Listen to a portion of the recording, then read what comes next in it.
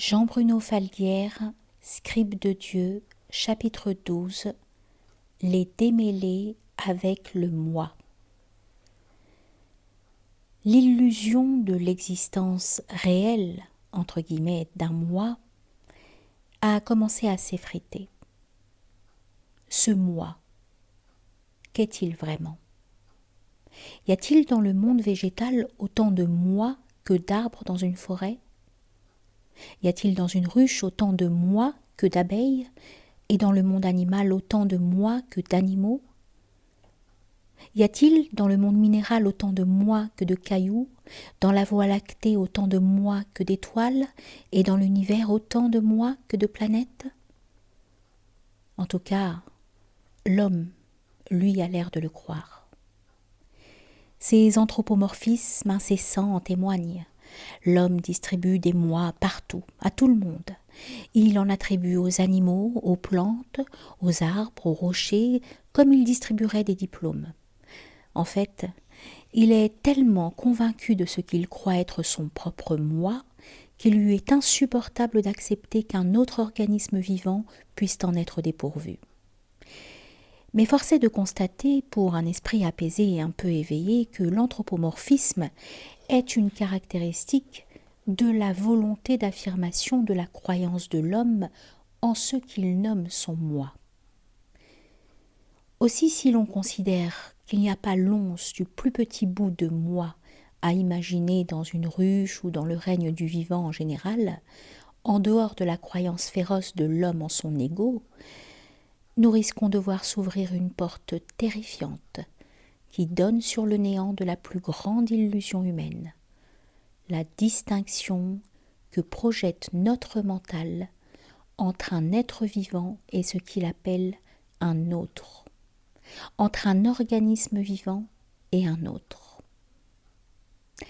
Alors, nous commençons à entrevoir que le moi est une production imaginaire du mental, qui comptabilise la multitude des unités qui composent la ruche comme autant d'entités séparées.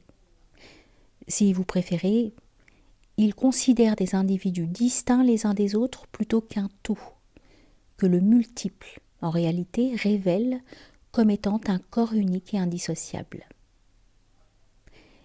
Si nous comprenons cela, nous avons une chance d'entrevoir que l'humanité est un seul corps lumineux destiné à la réalisation d'une seule et même conscience. Si nous ne le voyons pas, nous continuerons à nous percevoir comme un corps démembré, douloureux et donc amputé de la vision du cœur. Nous resterons esclaves de la peur, cette maladie de l'égoïsme qui, telle une lèpre de l'âme, fait de notre humanité un corps en lambeaux livré à la putréfaction de cet individualisme illusoire qui nourrit la dissociation et la haine. En réalité, ce que nous appelons le moi est une illusion pestilentielle plus noire que le fond d'un encrier. Ce moi se gargarise d'un pouvoir qui n'existe que dans son imaginaire et d'une identité illusoire née de la peur d'une séparation qui n'a jamais eu lieu.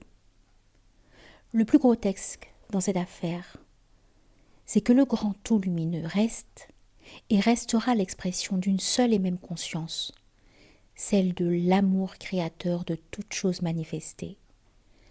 Les corps de matière de sa manifestation continueront de passer comme des étoiles filantes qui sont les éclats de sa gloire.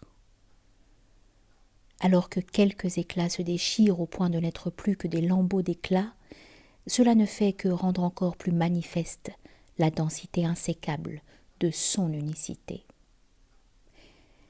Ainsi nous voyons que les guerres humaines, car il n'y a de guerre qu'humaine, ne sont que des conflits vains qui traduisent les effets hallucinogènes des ivresses du moi.